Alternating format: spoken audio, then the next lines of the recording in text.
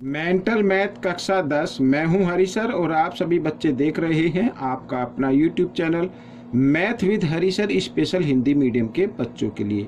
तो आज की इस सीरीज में हम करेंगे अध्याय 3 का अगला भाग। प्रश्न नंबर 6 से हम आगे करेंगे अध्याय 3 दो चर वाले समीकरण। ठीक है, तो आपको क्या करना है, आपको वीडियो को पूरा देखना है। स्कूल का जो वर्क हॉलीडे होमवर्क है वो भी करना है, प्रैक्टिस भी करनी है ताकि आपकी अच्छी रैंक या मार्क्स आ सके। आइए करना शुरू करते हैं। तो प्रश्न नंबर 6 ये रहा आपके सामने बच्चों। ठीक है, प्रश्न नंबर 6 क्या कहता है, देखो। निम्नलिखित रेखिक समीकरण युग्म में हलों की संख्या बतानी है। हलों की कितने हल इसके निकलेंगे। ठीक है, अब बच्चों मैं आपको बताता हूँ, मैंने पहले भी बताया था। ठीक है, हम दोनों जो ये होता ना एक्स के साथ ये वेरिएबल, ये ए है, ये बी और ये सी। इधर ये ए यानी A1 और ये B1 और C1, ये A2 B2 और ये C2। और C2 को आप क्या करें, बराबर के साथ से इधर ले आए। ठीक है, या मैं इधर लिख देता हूँ 4x जमा 12y और बराबर 14 आ जाएगा। तो C2 क्या आएगा, 14 आएगा। ये B2 क्या है, 12 और ये A2 क्या है, 4। ठीक है, अब बच्चों देखो, अगर इसके हल देखते हैं, हम इसको रखते हैं A1/A2। ठीक है, इसमें पहले इस संख्या को रख लेते हैं 5/4। ठीक है, A1/A2 आ गया 15 और यहाँ पर लिख लें 15/12। ठीक है, और फिर लिख लेते हैं 20/14। ठीक है, ये अब देखते हैं, ये तो कटेगा नहीं भाई, है ना। और 3 से 3 चौक 12 और 3 पंजे 15, और ये कट रहा है बच्चों किससे, 2 से काट लेते हैं। 2 सत्ते 14, 2 दाएं 20। तो हमने देखा कि 5/4 बराबर है 5/4 और ये बराबर नहीं है 10/7 के, यानी कि A1/A2 बराबर है B1/B2 और बराबर नहीं आ रहा है C1/C2। ठीक है, इस कंडीशन में कि जब ऐसा होता है A1/A2 बराबर B1/B2 बराबर नहीं हो C1/C2 के, तो वो होती है समांतर रेखाएं। ठीक है, क्या होती है, समांतर रेखाएं। तो इनसे जो भी ग्राफ बनेगा वो समांतर रेखाएं बनेगी। तो इसका कोई हल नहीं होता, कोई भी हल नहीं है, कोई हल नहीं है। ठीक है, इसका कोई हल नहीं होता है।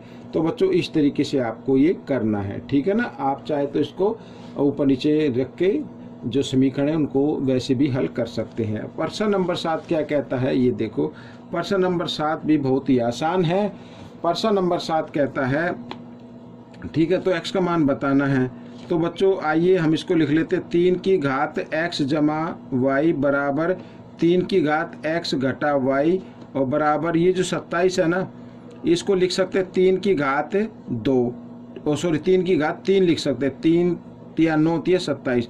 और ये जो वर्गमूल का निशान है इसको भी हटा देते, घात के रूप में ले आते, तो क्या हो जाएगा बच्चों, ये हो जाएगा 1/2 इस तरीके से। ठीक है, अगर मैं इसको लिखूंगा तो 3 और 3 ये जो है ना ये अंश पे माना जाएगा, तो 3/2 आ जाएगा ऐसे। ठीक है, अब आपको क्या करना है, अब आपको करना एक बार तो ये लेना है और दूसरी बार में ये और ये लेना है। ठीक है ना, तो आइए करना शुरू करते हैं। अब बच्चों चाहे यही इधर ही देख लो भाई, ये देखो, मैं चलो एक बार लिख लेता हूँ 3 की घात x जमा y और बराबर 3 की घात 3/2। ठीक है, दोनों के आधार एक जैसे, तो इसका मतलब इनकी घातें भी क्या होंगी, बराबर होंगी।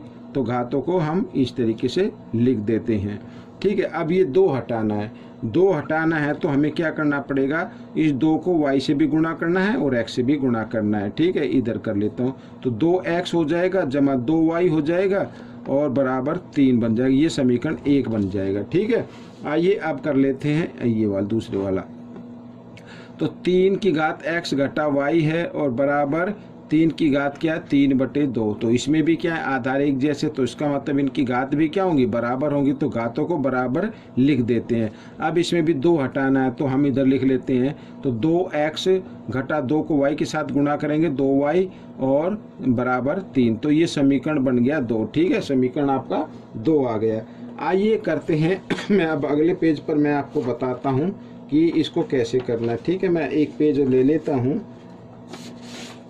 ये मैंने ले लिया अगला पेज। ठीक है, अलग से पेज ले लिया, इस पे बताता हूँ। तो समीकरण हमारा एक है 2x जमा 2y बराबर 3 और दूसरा समीकरण 2x घटा 2y बराबर 3। ठीक है, तो इस तरीके से अब देखो बराबर है, लेकिन यहाँ पर जो साइन है एक पे जमा का दूसरे पे घटा का, तो जमा घटा घटा होते हैं। तो अब इन बाकी को हल कर लीजिए। 2x और 2x कितना होगा 4x, इनको जमा कर लेना है और 3 और 3 6। ठीक है ना, x का मान निकालते तो 6, 4 इधर किस रूप में है बच्चों, 4 है इधर, गुणा में इधर आकर ये भाग में आ जाएगा। 2 से काट देते, 2 दूनी 4, 2 तिया 6, तो x का मान कितना आ गया 3/2 आ गया। ठीक है, ये x का मान आ गया। अब इस अगर और निकालना y का मान निकालना है, ठीक है, तो इसमें तो खाली ये दिया हुआ है कि x का मान निकालो, तो x का मान आ गया 3/2। ठीक है, तो y का भी निकालना हो तो इस x के मान को समीकरण 1 में रख दो या 2 में रख दो, आपका y का मान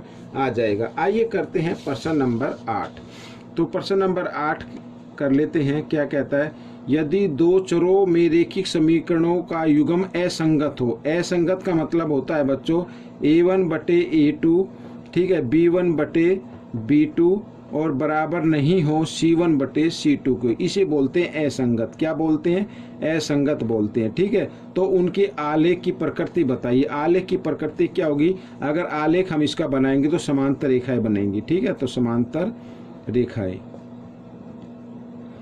आलेख कैसा बनेगा, समांतर रेखाएं होंगी। ठीक है, आइए करते हैं प्रश्न नंबर 9। प्रश्न नंबर 9 कहता है, तो समीकरणों के युग्म x0 और x बराबर 5 में हलों की संख्या क्या होगी। अब बच्चों x का ही मान दिया, इधर भी x का है, अगर y का मान होता तो हलों की संख्या निकलती, तो इसमें कोई हल नहीं है, यानी हलों की संख्या होगी 0। ठीक है, तो इस तरीके से करना है। ठीक है भाई, मान तभी निकलता जब x भी हो और y भी हो। आइए करते हैं प्रश्न नंबर 10। तो प्रश्न नंबर 10 कहता है, बताइए y बराबर 5 का आलेख किस अक्ष के समांतर होगा। अब y का मान दिया हुआ है। ठीक है, यहाँ पर इस तरीके से अगर है, ये y का मान इधर आएगा 1 2 3 4 5 ऐसे आएगा। तो y बराबर 5 दिया हुआ है, तो अगर हमें ये केवल एक ही मान है तो हम इस तरीके से करेंगे, तो ये किसके समांतर आ जाएगी, x से समांतर होगी। ठीक है, अगर y बराबर 5 का आलेख किस अक्ष से समांतर होगा, तो x अक्ष के समांतर होगा। इस तरीके से लिख देना है। ठीक है, इस तरीके से प्रश्न आपका हल हो जाएगा। आइए करते हैं प्रश्न नंबर 11। तो प्रश्न नंबर 11 ये रहा आपके सामने। प्रश्न नंबर 11 क्या कहता है, ठीक है, निर्देशांक अक्षों पर ये एक समीकरण दिया हुआ है, रेखा द्वारा काटे गए अंतखंडों का योग बताइए। ठीक है, अब कहने का मतलब ये, अगर इस तरीके से हम ग्राफ बनाए तो एक बार तो एक्स अक्ष को काट रहा है, एक बार वाई अक्ष को काट रहा है, तो देखना किस बिंदु पर काट रहा है, तो फिर उनके द्वारा जो बनेंगे ना, उनके द्वारा जो वैल्यू आएगी उनका योग बताना है। ठीक है, अब मान लो एक्स अक्ष को ये अगर काटता है किसी भी पॉइंट पर, तो वाई का पॉइंट क्या होगा 0। तो यहाँ लिख देता हूँ, यदि आलेख एक्स अक्ष को काटता है तो y बराबर 0 होगा। ठीक है, y बराबर क्या होगा 0 होगा। तो हमारे पास ये समीकरण है, तो 0 होगा तो 10 को 0 से गुणा करेंगे 0 आ जाएगा, इसको हटा दीजिए और बराबर क्या होगा 20। 5 इधर गुणा में इधर आकर ये भाग में आ जाएगा, तो 20/5 आ जाएगा। जब 20 को 5 से भाग करेंगे तो 5 × 5 5 चौक 20, तो ये आ जाएगा x बराबर कितना आ गया 4। तो इसका जो पॉइंट होगा, यहाँ पर जो पॉइंट होगा वो क्या होगा भाई, पहले पॉइंट x का लिखना है। ठीक है, ये इस तरीके से, तो ये आ गया 4 आ गया यहाँ पर। अब अगर ये y अक्ष को काटेगा तो x का पॉइंट क्या होगा 0 होगा। ठीक, ऐसे लिखना है, यदि आलेख y अक्ष को काटता है तो x बराबर क्या होगा 0 होगा। तो इसी तरीके से लिखना है यहाँ पर। तो अब देखो समीकरण है हमारे पास ये रहा, तो x क्या होगा 0 होगा, तो 0 होगा तो इसको हटा दीजिए, आपके पास बचेगा 10y बराबर 20। ठीक है, y का मान निकालते हैं तो 20 बराबर 20/10 हो जाएगा, 10 गुणा में ना इधर, तो 10 दूनी 20, तो y का मान कितना आ जाएगा 2 आ जाएगा। तो इसका अगर हम पॉइंट याद करें तो क्या आएगा, पहले x का आएगा फिर y का आएगा, तो इस तरीके से आएगा। ठीक है, तो हमें बताना है, इनका योग बताना है। तो इसमें 4 है, इसमें 2 है, अगर इनका योग निकाले, ठीक है भाई, x का पॉइंट कितना आया है, x बराबर आया 4 और y बराबर आया 2।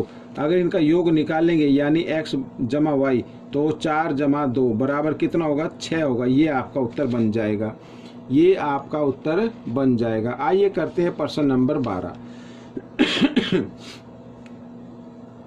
निर्देशांक अक्षों पर, ठीक है, ये समीकरण दिया, रेखा द्वारा काटे गए अंतःखंड कणों का योग बताना है। इसमें भी वही करना है बच्चों, ठीक है, इसमें भी क्या करना है, वही करना है। अगर ठीक है x अक्ष को काटेगा तो y बराबर क्या होगा, 0 होगा। तो इसको हम क्या कर लेंगे, 3x जमा 2 गुणा 0 बराबर 5, ठीक है। तो 3x, तो 2 0 0 हो गया, हटा दो, बराबर 5, और x बराबर 5, 3 इधर गुणा में, इधर आकर ये भाग में आ जाएगा। तो x का तो ये मान आ गया।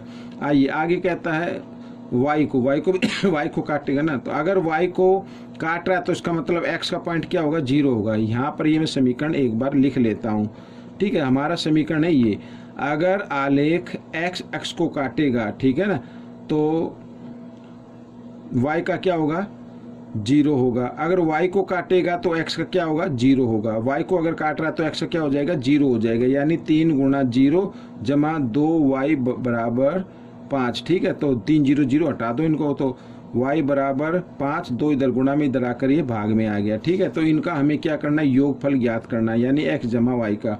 तो 5/3 जमा 5/2, ठीक है। तो आपको क्या करना है, 3 और 2 का लेना है लघुत्तम, क्योंकि ये लगातार संख्या है, 2 3, ठीक है, लगातार संख्या है। तो इन दोनों को गुणा कर दे, वही लघुत्तम आएगा। 3 दूनी 6 आ जाएगा भाई, 2 नहीं 6 आएगा, ठीक है।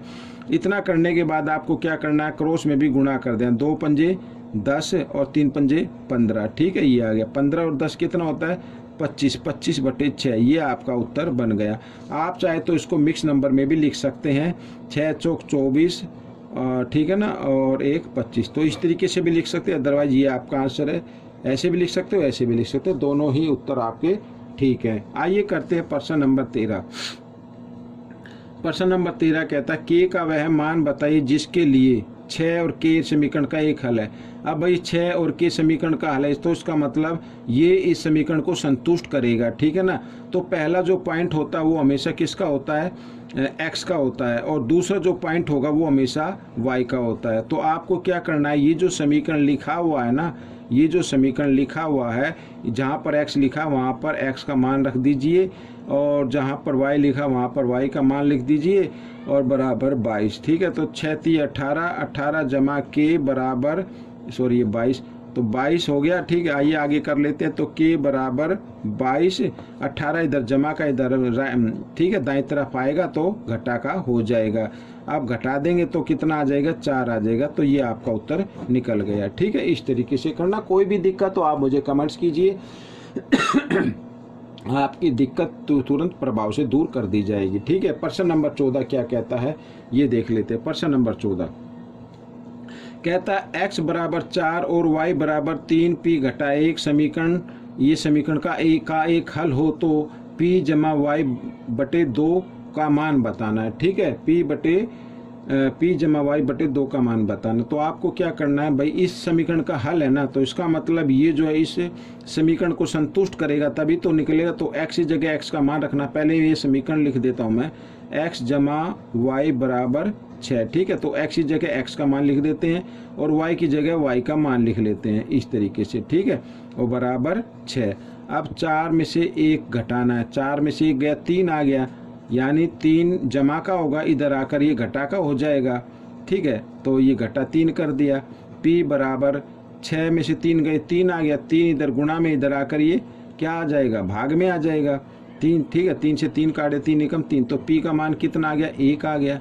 p का मान कितना आया, 1 आ गया, ठीक है। अब y का मान क्या होगा, y का भी मान निकालना है, तो ये रखा ना समीकरण। तो y बराबर 3 p की जगह p का मान रख देना है, ये वाला 1 और घटा 1, ठीक है। तो 3 एकम 3 घटा 1 बराबर 2, तो y का मान कितना आ गया, 2 आ गया। हमें मान निकालना p जमा y, p का मान कितना 1, y का मान कितना है 2, ठीक है, और बटे 2, तो 2 और 1 3, 3/2, ये आपका उत्तर बन गया, ठीक है। तो इस तरीके से ये प्रश्न आपका हल हो गया है।